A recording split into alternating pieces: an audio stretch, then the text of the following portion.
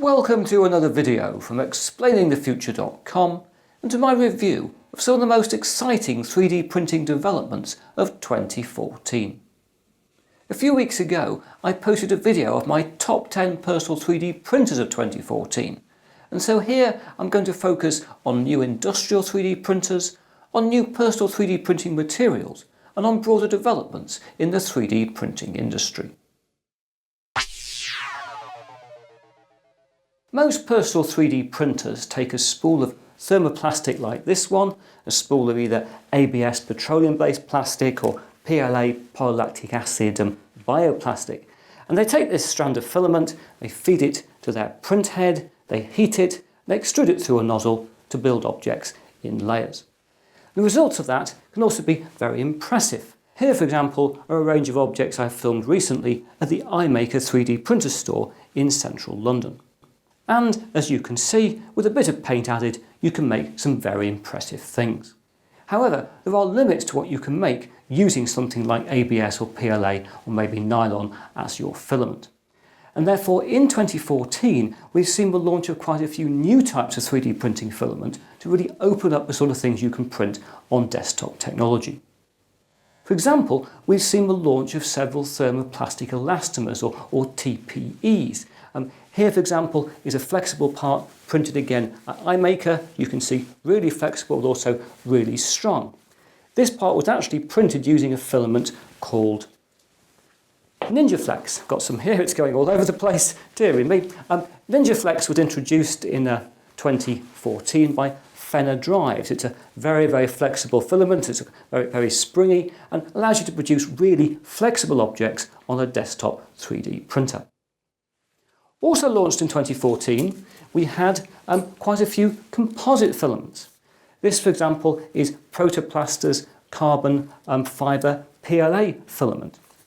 This is a filament of 3D printing build material made out of short chopped carbon fibres put into a bioplastic. And as you might be able to see on camera, it's really very, very tough, very different to the NinjaFlex we were just looking at. And Proto-pasta is not the only company to have launched this type of filament this year. For example, a company called 3DX Tech now also sells a carbon fibre composite filament, and it also sells its 3DX Nano ESD materials.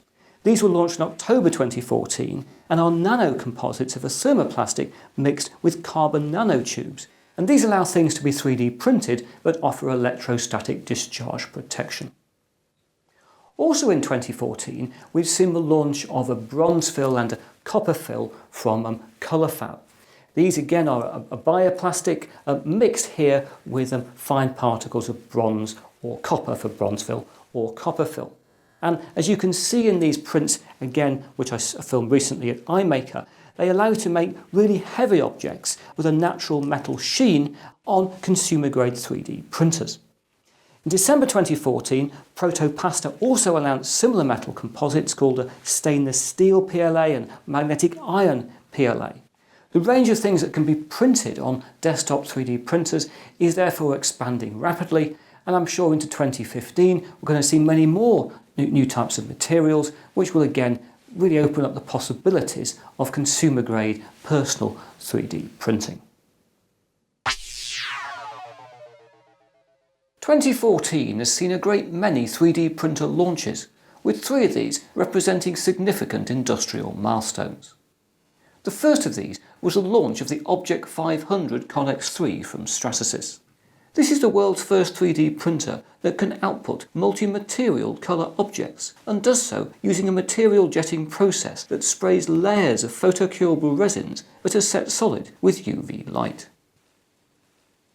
Another notable launch in 2014 was the ProJet 4500 from 3D Systems, which creates full-colour, durable plastic parts. Here, a technology called binder jetting is employed, with a bonding agent and coloured inks sprayed onto successive layers of powder. Previous printers based on this technology used a gypsum-based powder as their core material, which then needed to be impregnated with resin after printout to create a robust object. But the ProJet 4500 uses a plastic powder called VisiJet C4 Spectrum, which allows full-colour plastic 3D printing with no post-processing required.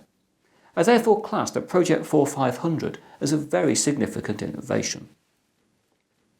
My last great industrial 3D printer launch of 2014 has to be the Realizer SLM50. This is the world's first 3D printer that can produce pure metal items on the desktop with layers of metal powder fused together using a laser. This is still far from a personal technology, but I'm pretty sure that we'll see desktop laser sintering of non-metal powdered materials such as nylon in 2015.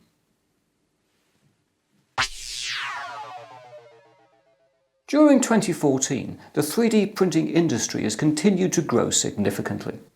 In May, we saw the stock market flotation of the German pioneer of selective laser melting, SLM Solutions. In June, this was followed by the flotation of Canadian personal 3D printer manufacturer Tinkerine and the Belgium-based 3D printing services pioneer Meteorite. August then saw the flotation of Graphene 3D Lab, a company with ambitious plans for graphene and other nanocomposite 3D printing materials and hardware. By December 2014, 10 publicly traded companies had 3D printers available for sale. Of these, 8 were pure plays, or in other words companies that specialise in manufacturing 3D printers. As you can see, of these, 3D Systems and Stratasys continued to dominate the market. However, in 2014, the large French conglomerate Group Gorge also started to sell industrial 3D printers via an initiative called Prodways. Additionally, in 2014 we saw the launch of the first 3D printers from XZYprinting. This is a venture that was set up at the very end of 2013 by an amazingly large conglomerate called the Kimpo Group. You might never have heard of Kimpo Group, but it's a massive Taiwanese manufacturer of all kinds of different consumer electronic devices. Kimpo Group has got a turnover of something like $30 billion a year. It makes products for people like Sony and LG and Dell, and in fact Kimpo Group currently produces about 50% of all the conventional 2D printers in the world and about 80% of all calculators. The fact that Kimpo Group via XYzPrinting is now selling consumer 3D printing hardware is therefore very significant, as it's a company with the industrial might and the financial might to really start to dominate the market. Another large existing company that started to sell 3D printers in 2014 was Bosch, which launched its Dremel 3D Idea Builder in September. This is actually made by a FlashForge technology in China, so Dremel or Bosch aren't actually 3D printer manufacturers yet, but the fact they've entered the market clearly has to be significant. Talking of significant, the final and really big announcement of 2014 in terms of new players to market or potential new players to market was HP, which has announced its MultiJet fusion technology. Now this isn't available for actual purchase yet. It will be with a beta tested in 2015. It'll be on sale, so HP say, in 2016. I'm slightly sceptical, I have to admit. HP has been in 3D printing before, it didn't work out too well, and it was selling rebranded Stratasys hardware, and 2016 is a long time away for a final printer. But if HP gets everything right, it's going to be a very large player in 3D printing in a few years' time. Lots of really amazing things have been 3D printed in 2014. These include the 3D printed human liver tissues, which have been 3D printed for drug testing purposes by Organovo and which became a commercial product in November. They include things like the Strati 3D printed car, or at least the 3D printed car body and car frame made by Local Motors in September. And they include things like the 10 3D printed houses made by Winsun in China in April.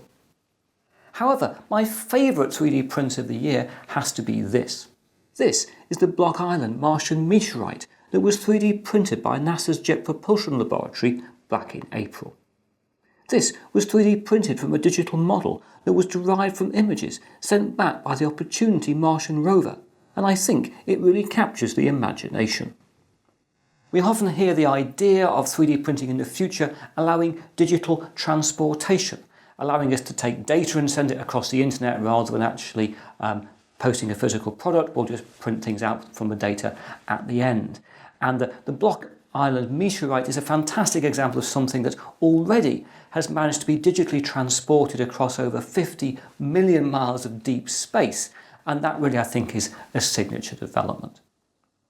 Finally, I'd note something else that happened in 2014 in 3D printing was the launch of my second 3D printing book called 3D Printing 2nd Edition. I'm sure you've read it already, but if not, of course, it's available in Amazon and places like that. But now that's it for another video, and I hope to talk to you again very soon.